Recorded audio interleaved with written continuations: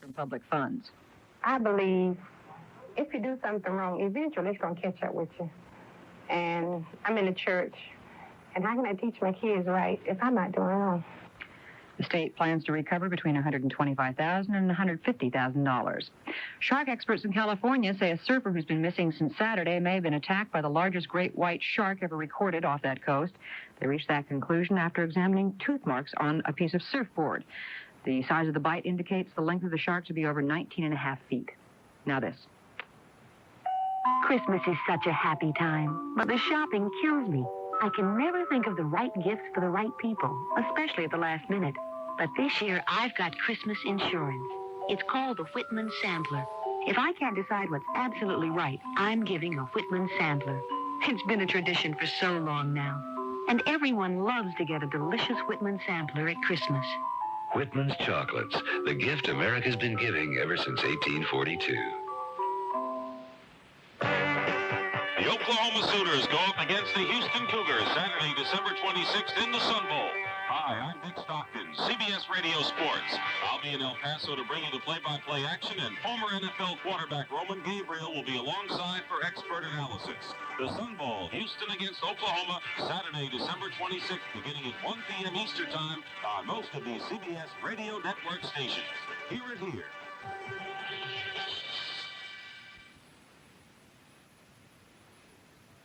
President Reagan has ordered that 30 million pounds of cheese held in federal storage be given to needy Americans. The cheese is valued at $43 million and represents only about 5% of the surplus dairy products the government owns. The president made the announcement after signing into law the $11 billion four-year farm bill. Agricultural officials have not yet worked out the details of how to spread the cheese around. Judy Muller, CBS News. The rugged mountain road, that's Ram Tough country. Dodge gives you Ram power. A crowded city street, that's Ram Tough country. Wherever a truck works hard, plays hard, that's Ram Tough Dodge Ram 50 country. And now you can get $500 back on Dodge Ram 50. It's the small pickup engineered to deliver the power and payload of a big truck. Dodge Ram 50 has a bigger standard engine and cranks out more horsepower, more torque than Chevy's new S10 pickup. And Ram 50 is rated for a heavier standard payload, too. So if you've got good reasons to move into a small pickup, now you've got better reasons than ever to move into Dodge Ram 50. Now you get $500 back on new 1981 and 1982 Dodge Ram 50s. The $500 comes direct from Chrysler. See participating dealers for details. And test drive Dodge Ram 50, the small pickup that'll get you through Ram Tough country and back again. Dodge trucks are Ram Tough. The CBS Radio Mystery Theater presents...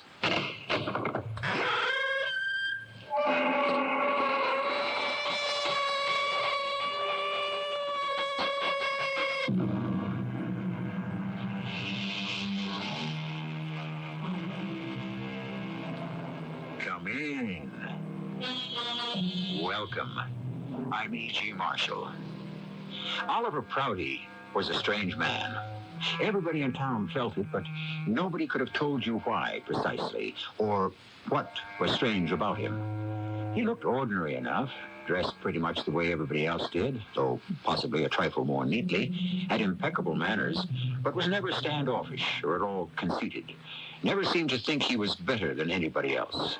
No, he was just somehow different and strange. Dr. Mabley? Yes, Louise? Was Oliver Prouty in church this morning? Why, yes. Yes, I believe he was. I thought I heard his voice when we sang Bringing in the Sheaves. Oh, Mr. Prouty's voice is a great contribution to the hymn singing. Booming out like that gives the whole hymn more body. Gives the congregation courage to sing out. Don't you think so? Yes, I do. Only... Only what, Louise? Why is it, Dr. Mabley, that it's only during the hymn singing that Oliver has any courage at all?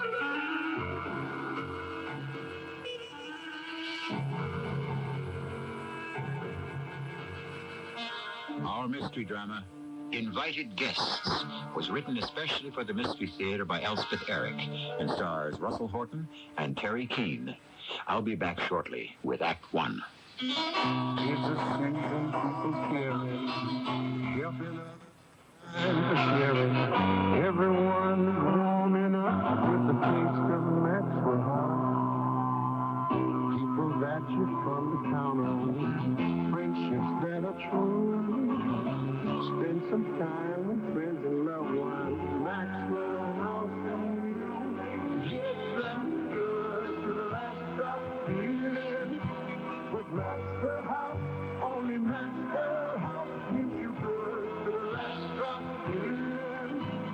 Share the feelings of the season with the warmth of the coffee that's always good to the last drop.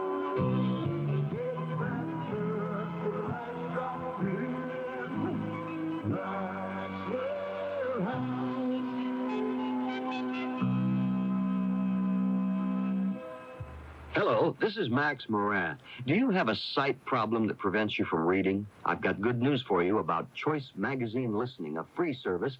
Every other month, Choice Magazine Listening will send you, free, on phonograph records, 8 hours of selections from leading magazines featuring writers like William Styron, Joyce Carol Oates, John McPhee, Kurt Vonnegut, Art Buchwald, many others. So if you are blind or unable to read regular print, or if you know someone with this problem, write to Listening, Box 10, Port Washington, New York, 11050. We'll also tell you how to get the special record player provided free by the Library of Congress as part of its Talking Book program. So, write Listening, Box 10, Port Washington, New York, 11050, or telephone 516-883-8280. That's 516-883-8280. A public service message on behalf of the nonprofit Lucerna Fund.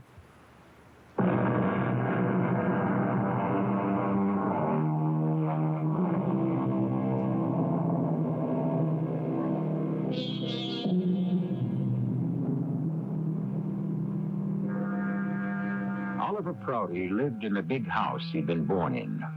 He lived alone, and he was a painter. But are those things sufficient to call him strange? Others lived alone in the houses of their birth. Oliver was probably the only painter in town.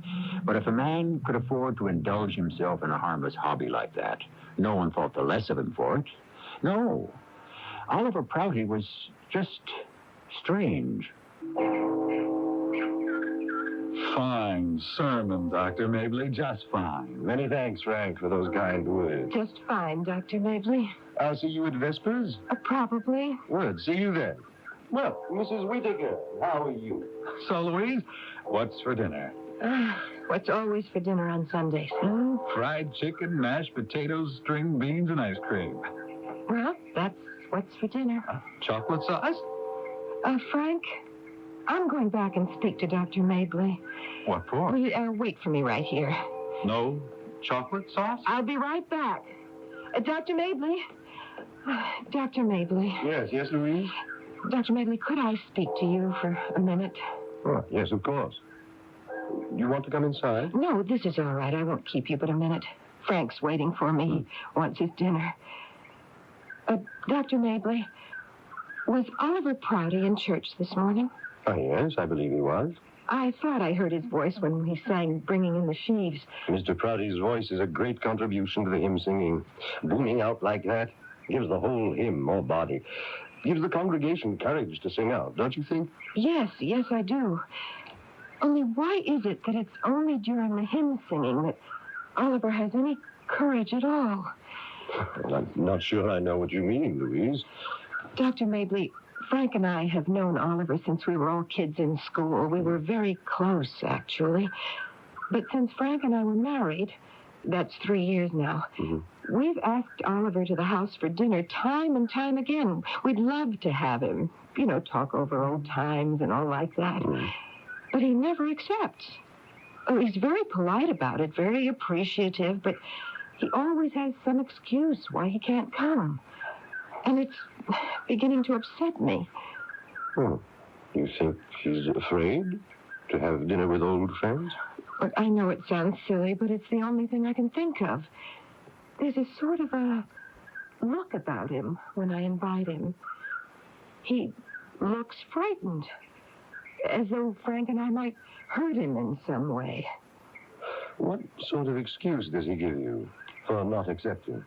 Well, that's another thing that's got me worried. He always says he has guests coming for dinner.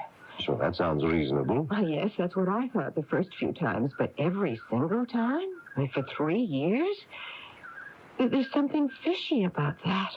Fishy? Well, it's strange. Are you sure you're not unduly alarmed, Louise? Oh, maybe. But I happen to know that he never goes to anybody's house. I've asked around, in a tactful way. Mm-hmm. And he gives other people the same excuse, that he's expecting guests.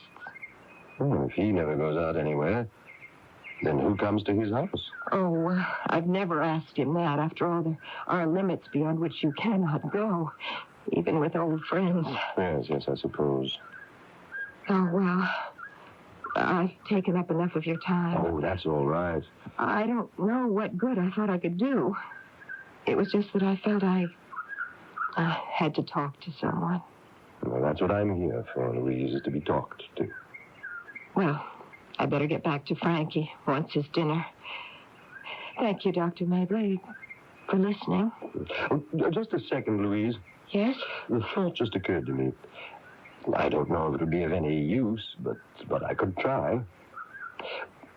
Why don't I invite Oliver for dinner? Oh, Dr. Mabley, would you do that? Well, my housekeeper's a pretty fair cook. Oh, that would be wonderful. I'll wait till next Sunday after the service, and then I'll ask him, sort of on impulse, as it were.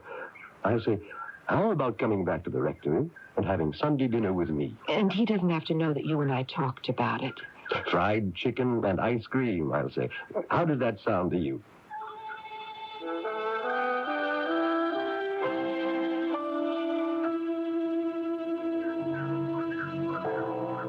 See you at Vespers, Mrs. Whittaker. Oh, Mr. Prouty. Oliver, how are you? Fine, Dr. Mabley. I thought I heard your baritone voice carrying the melody for We Three Kings. I enjoy the singing very much. Look, everybody's gone home, Oliver. Why don't you and I sit down on the steps and have a little talk? Or would you rather go inside? I should be getting on home. Oh, just for a few minutes. You and I have never really got to know each other, have we? No, we haven't. Very negligent on my part. Come, sit down. Well, the steps are nice and warm, and the sun's been out all morning. Now, tell me something about yourself.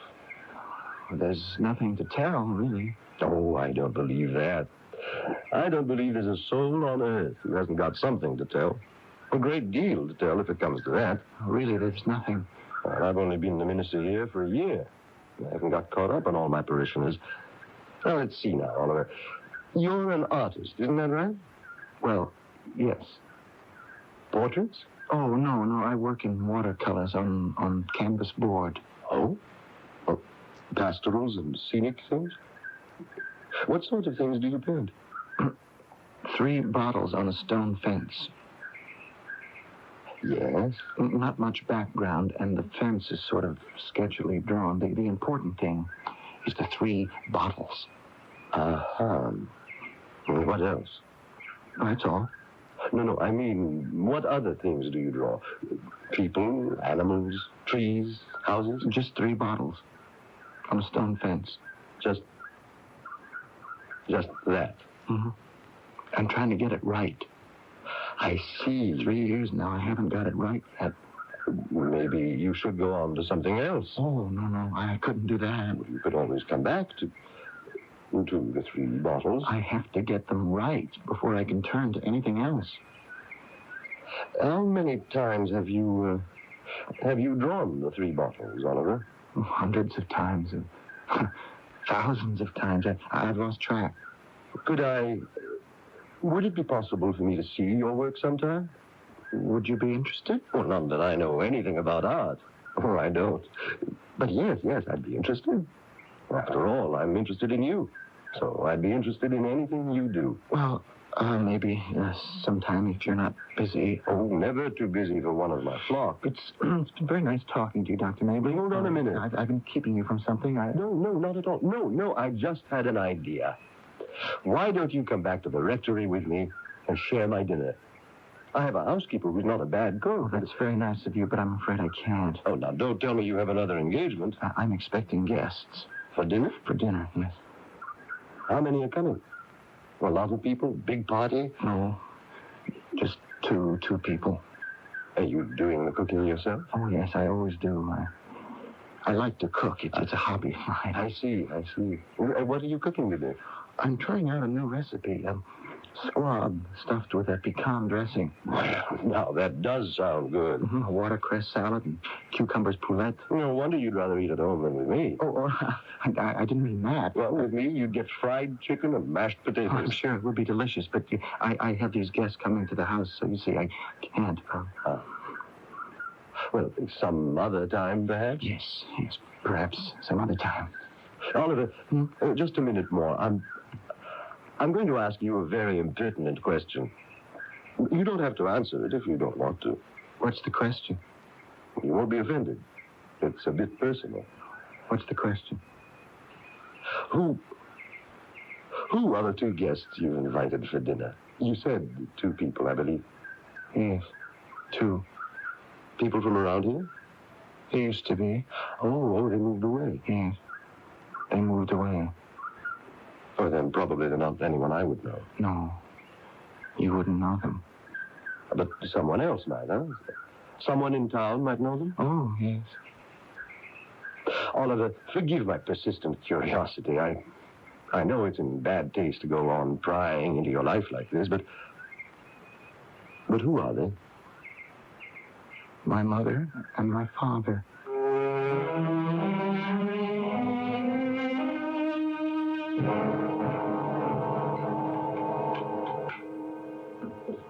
Dinner almost ready, Louise? I'm just setting the table. You forgot the spoons for the ice cream. Oh, dear me, so I did. I'll get them. Hey, you nervous about something, Louise? Well, not really. Here's your spoons. Just set them down, Frank.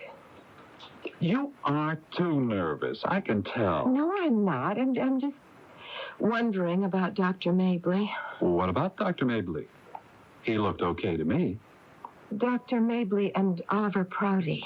Oh, what about them? Dr. Mabley was going to invite Oliver for dinner today, after the service. That's a laugh. Well, you never know. He might accept. When he won't come to our house? And we've known him since first grade, and Dr. Mabley's only known him for a year and not very well at that. But he's the minister. That might make a difference. Oh. You want me to get the phone? No, I will. Here, finish setting the table. Hello? Louise, this is Dr. Mabley. Oh, yes, Dr. Mabley. I just wanted you to know that I did ask Oliver Prouty to dine with me. Yes? Did he accept? No, he didn't. He said he was expecting guests for dinner. Oh, dear. But then I sort of took the bull by the horns, and I asked him, who are the guests you're expecting? So that little matter is all cleared up. Well, who are they? Anyone we know? Well, I don't know them, but you might. His mother and father. His mother and father? But it couldn't be his mother and father. They've been dead for years.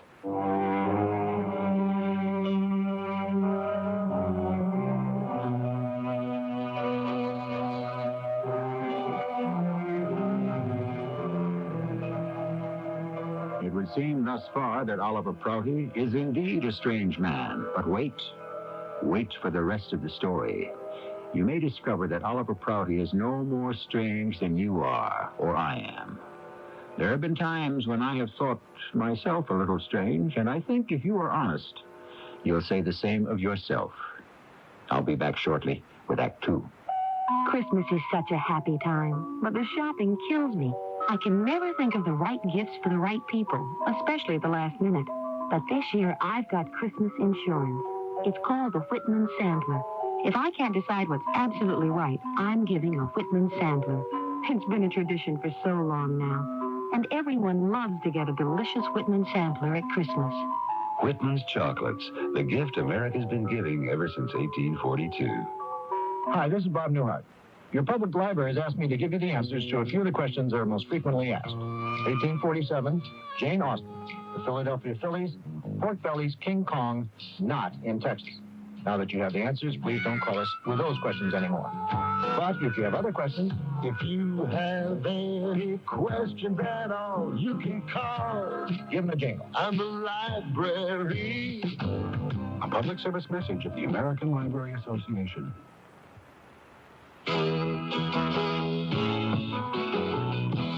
Person to person, heart to heart. Together we can move the world if we each do our part by helping care for the children. To nourish and to heal those in need. Care for the children of the world if we each help one needy child today through care. We'll change tomorrow for children everywhere.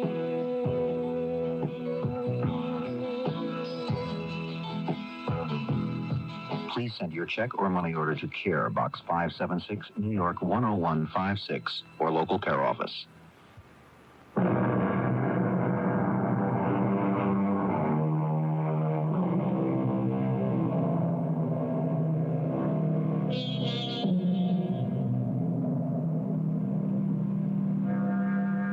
What, after all, do we mean by strange? Odd? Eccentric? Unusual? Even grotesque? I think perhaps we only mean unfamiliar. Not quite what we're used to. Something outside our experience. Not exactly conforming to our notions of what people should be, or at least appear to be. But where did these notions come from? Who gave them to us? And how substantial are they? Well, for heaven's sake. What's the matter, Louise? Frank, you know I told you Dr. Mabley was going to ask Oliver Prouty to have dinner with him today after the service. Well, he did. Mm-hmm. And Oliver said no, thanks. Am I right? Yes, but that's not all. Said he was expecting guests, right? If you'll stop being so smart, I'll tell you. Dr. Mabley said, who are the guests you're expecting? It's something we never had the nerve to ask him. Oh, well, none of our business, who? Well, Dr. Mabley made it his business. Maybe that's what we should have done a long time ago. Come right out and asked him. Because when Dr. Mabley asked him, you'll never guess what Oliver said. Who? Nobody around here, I'll bet. You could say that. You could say nobody from around here. Well, who? Anybody we know? People we used to know. For Pete's sake, Louise, who? His father and his mother. Well, they're dead. I know. Both of them are dead.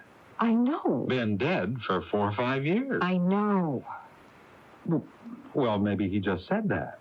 For something to say. You know, like he didn't feel like saying who his guests were, really. Like it wasn't any of Dr. Mabley's business, so he just said the first thing came into his mind. That could be. Couldn't it? I suppose it could. Well, maybe old Oliver has got a lady friend he doesn't want to talk about. Maybe she's married or something.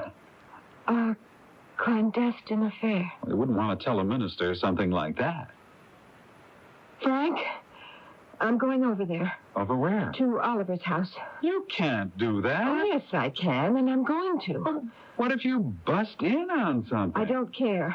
I care. Nevertheless, I'm going. Louise, I forbid you to. Forbid? Frank, the day is long gone for husbands to forbid their wives to do anything. I am going. Well, you're not taking the car. I forbid you to do that. I mean, the car is in my name, and I forbid you to take it. All right, I won't take the car. I'll walk. It's too much. I'm young and healthy. Frank, I've got to know.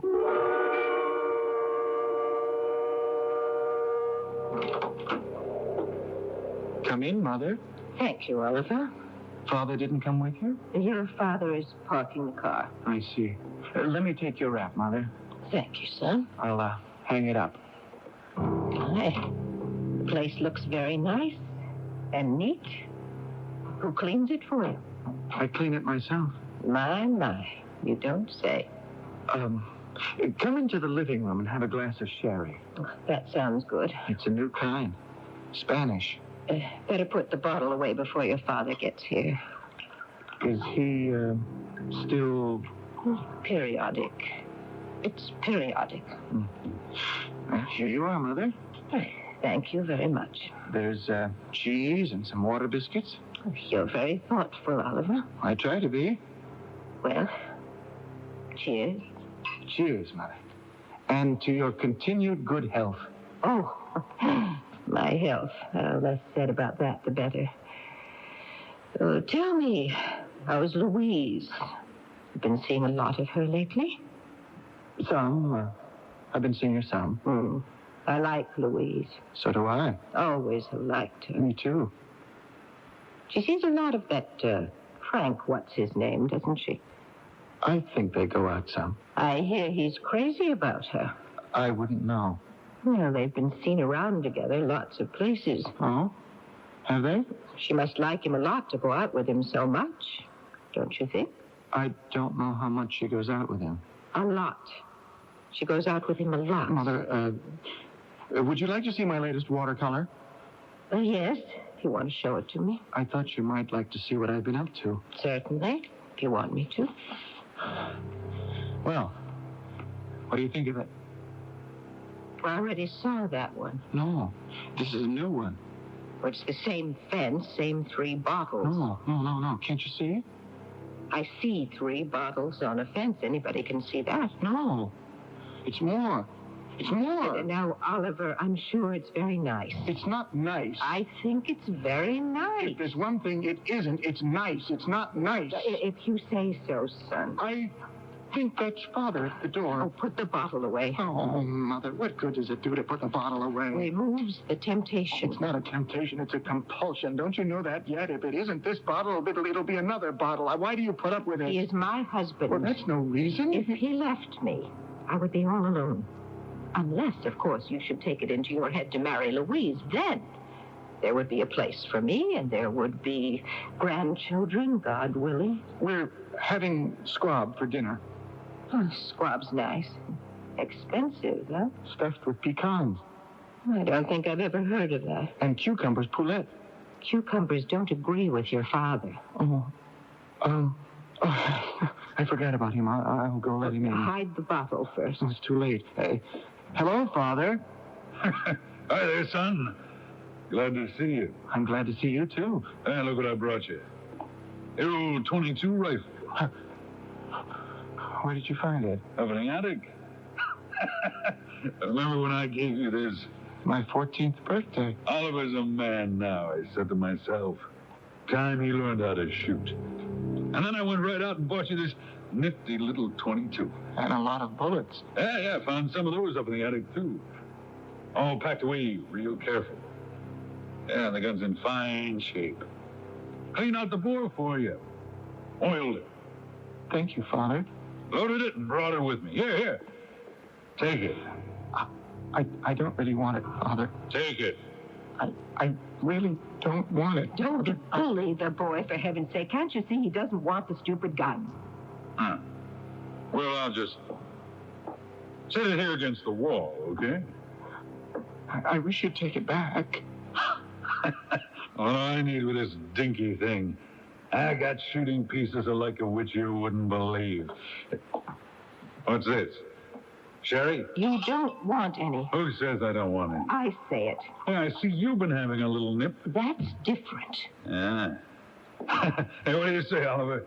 You and I go out shooting small game one of these days. No. You know, rabbits, chipmunks. Maybe there's some pheasant around here. I saw some once. I've never seen any. Yeah, we'll bring down something. Stop pestering the boy. I just said... You keep everlastingly at him. Nag. Why don't you let him alone? Why don't you let him alone?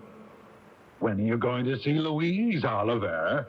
When are you going to take her out dancing? She's not going to ask you, you know. You've got to ask her. I don't do that. She's going steady with Frank now. He'll cut you out if you're not careful, and then where'll you be? I don't do that. I have never done that. You do it all the time. And you?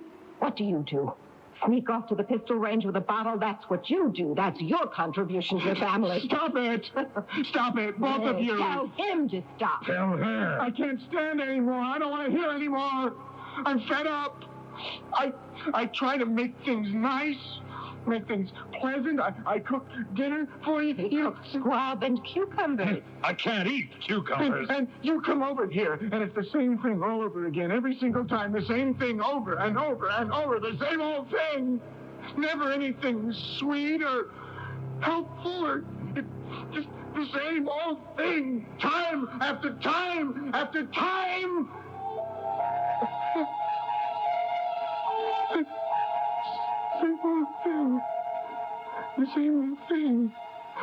Time after time after time.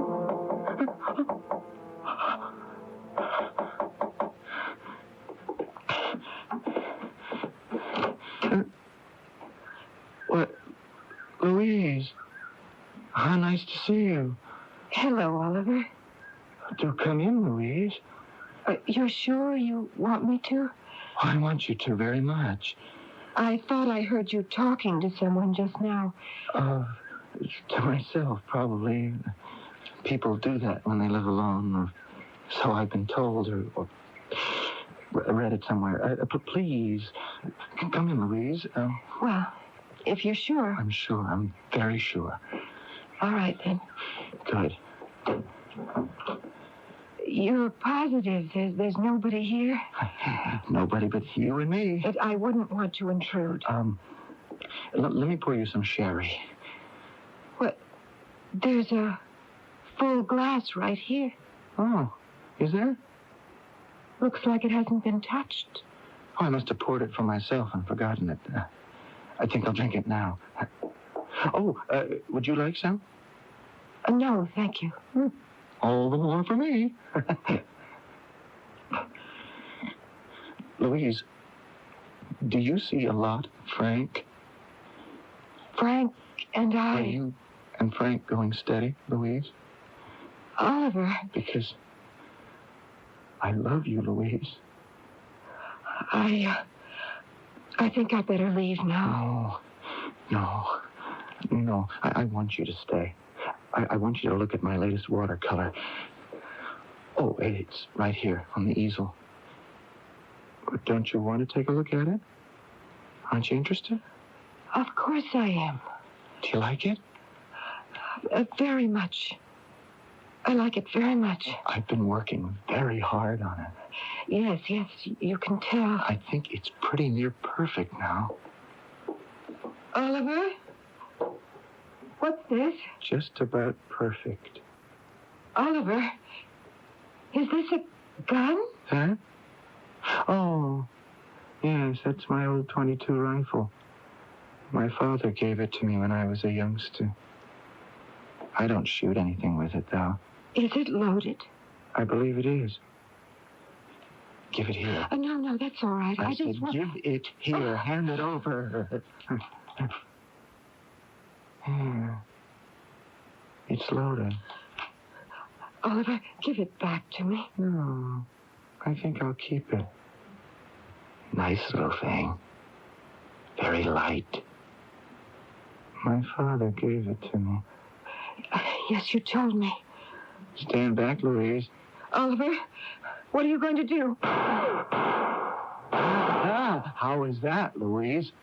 Shot all 3 bottles right through the neck.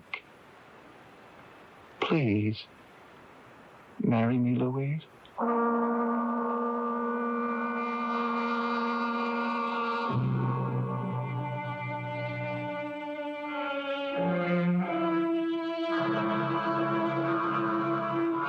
Yes, it has to be acknowledged. Oliver Prouty is strange. His behavior is becoming, to quote Alice in Wonderland, curiouser and curiouser. But bear with me until you have heard the third and final act of our story. Then you may conclude that Oliver Prouty's behavior contained a good deal of sense. Perhaps even wisdom. If you're having trouble finding a perfect gift for a homeowner, True Value hardware stores offer an open and shut solution. Hi, Pat Summerall to suggest you give a Genie automatic garage door opener so that special person can open and shut a heavy garage door and turn lights on and off at just the touch of a button. Then the driver and passengers can enter or leave the garage in any weather in the comfort and safety of the car. You'll find Genie automatic garage door openers at participating True Value hardware stores and home centers, and tell them Pat Summerall sent you.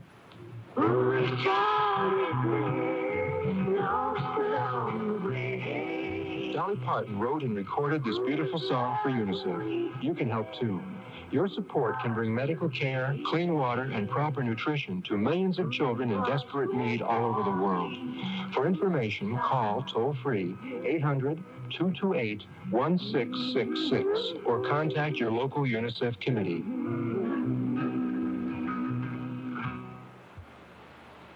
This is Gene King for your Better Business Bureau. The new game seems to be the electronic one. Video and portable electronic games have suddenly taken hold. And the Better Business Bureau offers this advice. Do a lot of comparison shopping because costs vary both with complexity and with the manufacturer. Play a wide variety of games, too, and find out which ones you prefer and then read your warranty carefully. Most electronic games come with limited warranties, but some don't. If yours doesn't, check out the store's repair and exchange policies. The availability of repairs should play an important part in your choice, as should the additional expenses of different so-called software packages. But most importantly, buy your game from a reputable dealer where you can count on the staff's knowledge and service. A tip from your Better Business Bureau.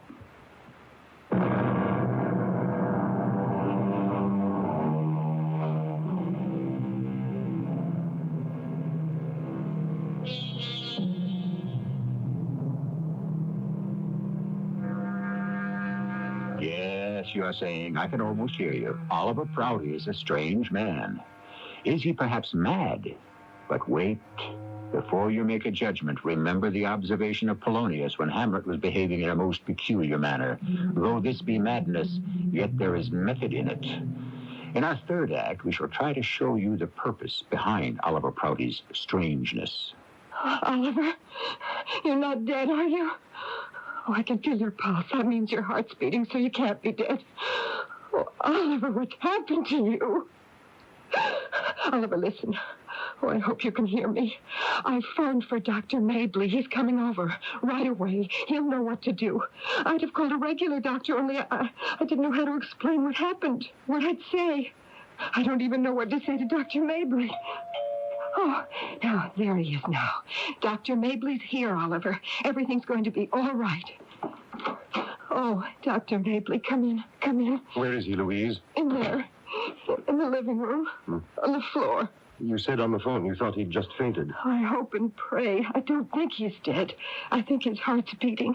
No, he's not dead. Oh, thank the Lord. Tell me what happened, Louise. I gather you were here when he fainted. You didn't arrive to find him like this. Oh, no, I was here. I'd been here for, 5-10 minutes. Yes, well, what happened? I hardly know how to tell you. Start at the beginning and simply tell me. All right.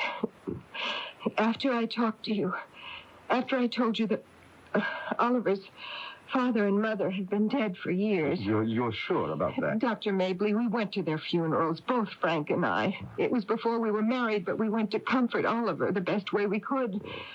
Not that he seemed to need it either time. Whatever do you mean by that? He just stood by the grave both times, staring off into space with a sort of frozen look on his face, as though the funeral had nothing much to do with him, as though he was just there out of, I don't know, politeness or something. Tell me what happened today. Well, after I talked to you, I told Frank I was coming over here because I was worried about Oliver. What he said about his mother and father coming for dinner. Yes. And Frank said, oh, don't think badly of him, Dr. Mabley. It's just a way of speaking that men have. But Frank said, probably he told you that because he had an engagement with some woman, maybe a married woman. Now, I know Frank shouldn't have even thought of such a thing, but, well, you know. Yes, I do know. No, just go on. Well, Frank got very upset, and he said he forbade me to go. Well, you know, Dr. Mabley, men just don't say things like that to women anymore. So I've heard. And besides, oh, dear. Something just occurred to me. What is it, Louise? I think maybe I was the least bit jealous. Really? I used to be very fond of Oliver. Actually, for a while there, I was expecting him to ask me to marry him, and if he had, well, who knows? He never asked me to, so... That is, he never asked me till today. Today? He asked you to marry him today? Just before he fainted, he said, "Please marry me, Louise." I think you'd best go back to where you left your house to come here, Louise. All right. Mhm. Well, I walked over because Frank wouldn't let me use the car. And as I got to the house, I heard Oliver's voice. It was quite loud, very angry. He was saying, same old thing, never anything helpful, just the same old thing. So I thought he could be talking to some woman, and it seemed logical. So I knocked on the door a couple of times, and he opened it. And sweet as pie, he said, "Why, Louise, how nice to see you. Do come in, Louise." I didn't want to intrude if he was having an argument with some woman, but he insisted, so I came inside. There was no woman. But there was nobody. How very strange. Oh, wait till you hear the rest of it. You won't believe it. He offered me some sherry, and I said, "Well, look, there's a full glass right here." And he said something like how he must have poured it and forgotten it, and he'd drink it now. He tossed off the sherry in one gulp. And then he started talking about Frank. Asked me if Frank and I were going steady. Well, that's when I started to get really uneasy. Yes, of course. Oliver said he loved me. And then, all of a sudden, he changed the subject. Said he wanted me to look at his latest watercolor.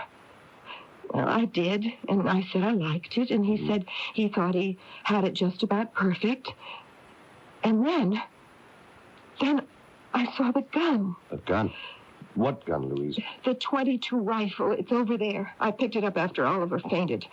That was right after he shot the picture and asked me to marry him. Shot a picture? Well, look at it. It's over there on the easel. He shot a picture? He was very proud of himself. Shot all 3 bottles right through the neck, he said. He was right. He did. And then he said, "Please marry me, Louise." And he fainted. Good Lord. What do you make of it, Dr. Mapley? I don't know. Oh, Louise, I think he's starting to come around. Yes, he is. Louise, I think it would be best if you went home. I need to talk to Oliver privately. If you say so. Please. Let us know if he's all right. I will. Don't worry. I don't know how Frank is going to take all this. Mr. Prouty. Oliver. What? It's Dr. Mabley, Oliver. Where did you come from? Someone called and asked me to come over. Who? A good friend. Why? What happened? You fainted. I never faint. Well, you did this time. Why should I faint? I think I'd like to have you tell me why. Well, I've no idea why. It's ridiculous. I never faint. Well, maybe it's not as ridiculous as it seems at first. Oliver, remember after church this morning when I asked you to have dinner with me at the rectory? I remember that. You said you couldn't because you were expecting guests for dinner.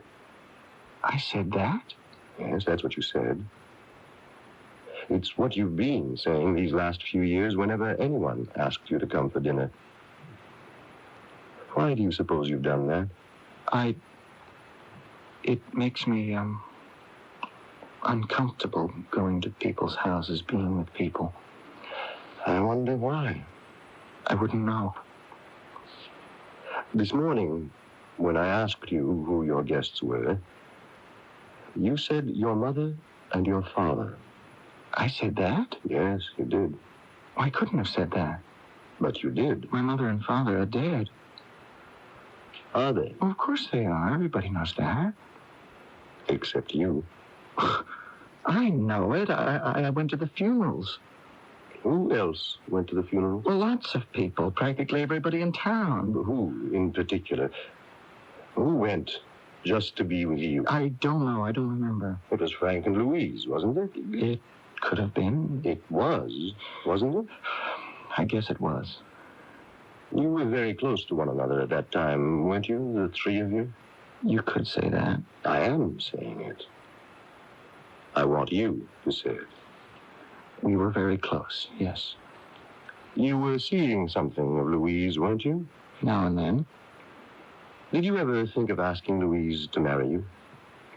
I may have. Did you ever ask her?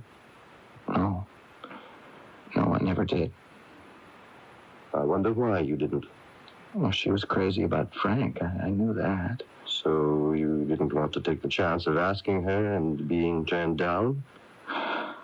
Is that it? It could have been. It could have. Who cares? She and Frank are married now. They're very happy, so who cares? I care. Oh, you weren't even in town when my parents died and Louise married Frank, so you don't know anything about it. I don't know everything about it. And it's got nothing to do with why I'm lying here, why I fainted. Oliver, when you came home after the service this morning, did you stuff 3 squabs or only 1? What are you talking about? Squab with pecan stuffing. How many? Well, I don't know if I cooked any. Shall I go out to the kitchen and look? No. I didn't cook any. I didn't buy any. It was just an idea I had. What I would do, what I might do if they, in case they ever should, just in case they ever showed up? Is that what you mean? It was just an idea I had. And did they ever show up? No, of course not. They've been dead for years. Are you sure they never showed up? How could they? Are you sure they're not here right now? They're dead, aren't they? I buried them, didn't I? Are they? And did you? I think they're very much alive. Then where are they? You tell me. In my head? That's right. In your head. Oliver, I want to show you something. No, you stay right there. I'll bring it to you. What is it? I think it's the last watercolor you painted, isn't it? Yes. That's it. What's the matter with it? It's got 3 holes in it. Those are bullet holes. How did they get there? You put them there. I did? Oliver, why have you only painted 3 bottles on a stone fence these years? And don't tell me you don't know, because you do.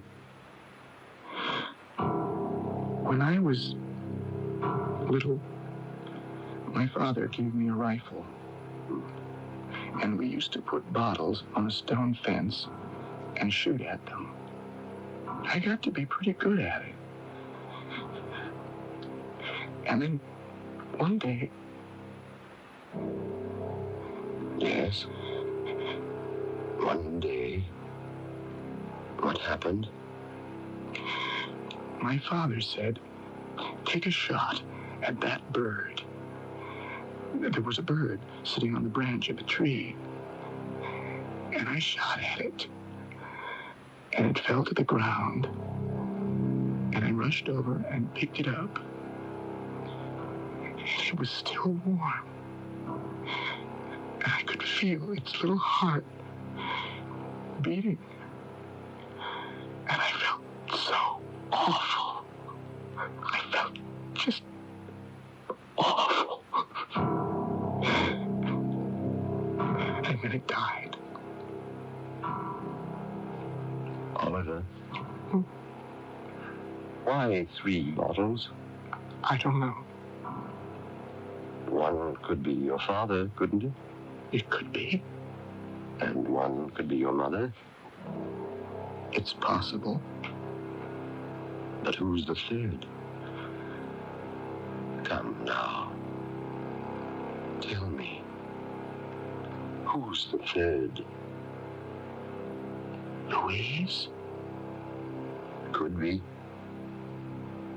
Frank? Could be. But they're both alive and well. So you see, you didn't kill them. You only wanted to. And you didn't kill your mother and your father either. You only wanted to. You can get up now. And I'll wait while you take a shower and change your clothes. And then I'm taking you back to the rectory for dinner.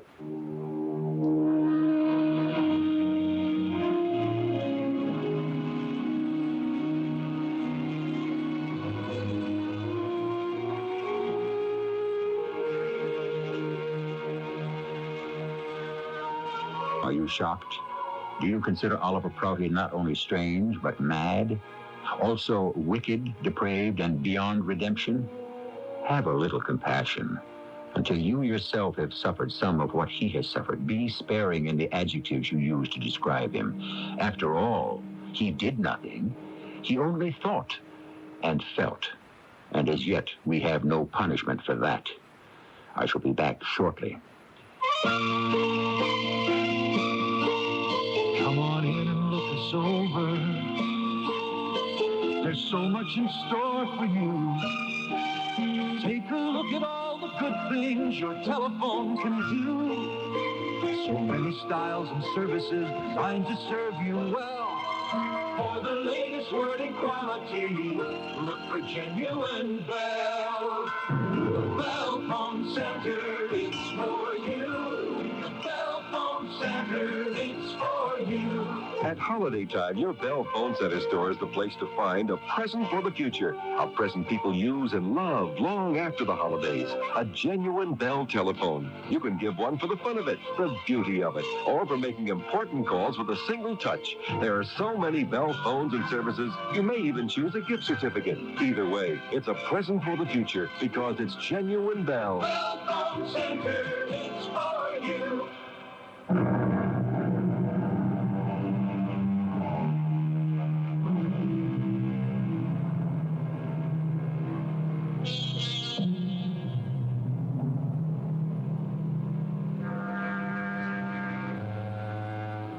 Now, what about you?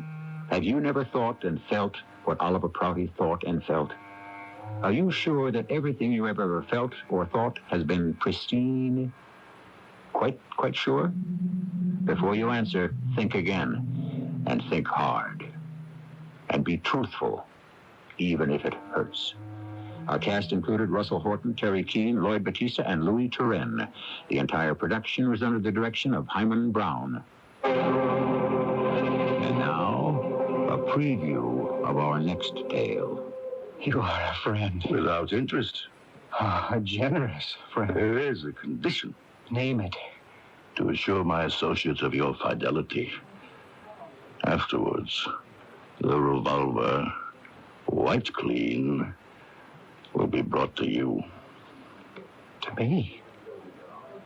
Why? So that you may place your fingerprints on it.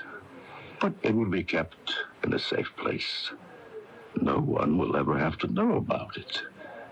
Just so long as we are assured of your loyalty. But I'm putting my life in your hands. Where do you think it's been for the last year? Oh, come, Mr. Kincaid. It must be your killing. This is E.G. Marshall, inviting you to return to our Mystery Theater for another adventure in the macabre. Until next time, pleasant dreams.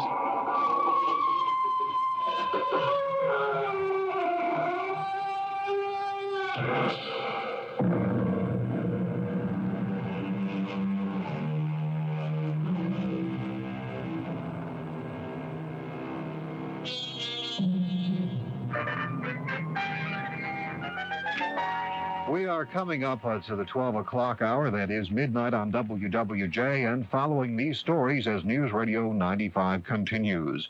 The governor is leaving political office following the end of his current term as governor.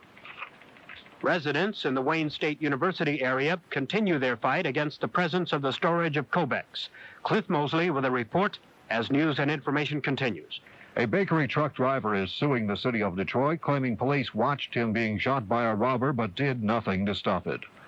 Some martial law restrictions in Poland are being eased up a bit as Christmas draws near. That story coming up next from CBS News. Good morning for News Radio 95. I'm Ken Rayback. The biggest news story of the evening is that we are in the middle of a pretty incredible snowstorm. Up to 6 inches, says Weather Command. Right now it is 34 degrees and very snowy in the city of Detroit. All of the major freeways are covered with snow, some with very deep snow. It's difficult to tell which lane is which. If you're unfamiliar with the street signs in an area, make sure you check your map before you go out, because many of the street signs are completely covered and you don't even know where you are. News Radio 95. WWJ Detroit. CBS News, despite reports that resistance continues in Poland, the martial law regime is apparently relaxing some restrictions, at least for the Christmas holiday. This is Rob Armstrong reporting on the CBS radio network. Strikes reportedly continue in the coal mines across southern Poland and at some factories around the country. There are reports that perhaps thousands are being kept in outdoor detention centers where there is not enough food and no shelter against the Polish winter. Nonetheless, Tuesday, Polish radio said the nighttime curfew will be lifted Christmas Eve so people may attend midnight mass without fear of arrest. State Department spokesman Dean Fisher said there are at least some positive signs. In Krakow, the food situation appears to be somewhat better than it is in Poznan. Warsaw appears to have the best food situation of these three cities, as the authorities are making available large stocks of meat, eggs, and carp, the favorite fish for Christmas. President Reagan Tuesday met with former Polish ambassador Romuald Spasowski, who defected over the weekend. He called Spasowski a man of rare courage. In Britain, Prime Minister Margaret Thatcher voiced her government's concern in the House of Commons. We all bitterly and deeply regret that action is being taken to extinguish the flame of freedom that had started in Poland, and we think that if the authorities think that they can snuff it out, they're making an error of historic proportions. CBS News continues after this message. The executive unemployment line grows longer as the recession deepens, and according to a recent article in the Wall Street Journal, no industry or region is immune. So have a pencil ready for an important offer from the Journal that can help keep you informed of news like this, happening anywhere in business that could affect your future and your company's future. Other Journal articles reported on how the deregulation of airlines has led to red-hot fare slashing, why all work and no play is becoming a problem for two career families, stocks some analysts say should not be in your portfolio, and why it might be wise to wait a while before setting up a 1982 individual retirement account. The Wall Street Journal. It's all the business news you need when you need it. Right now, you can get 26 weeks of the Journal, one for every business day of the week for less than $1.60 per week. That's just $41 for 26 weeks, less than $1.60 per week. So if you're serious about business in the continental U.S., call toll-free 800-228-6600. That's 800-228-6600, except in Nebraska. You'll be billed later.